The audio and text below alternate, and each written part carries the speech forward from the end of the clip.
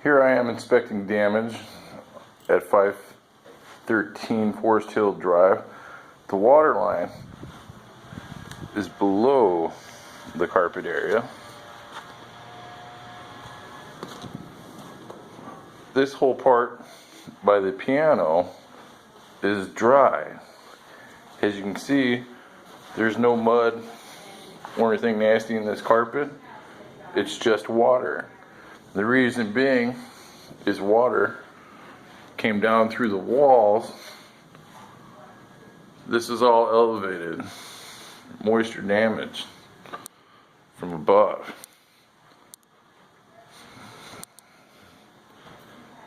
You can see water lines everywhere. And here you can see the moisture in the ceiling.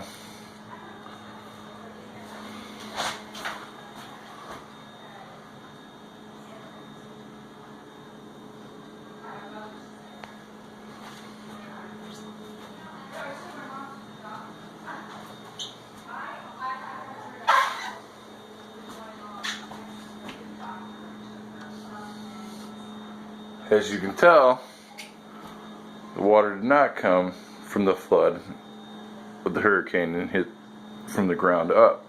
It came also from the roof. Thank you.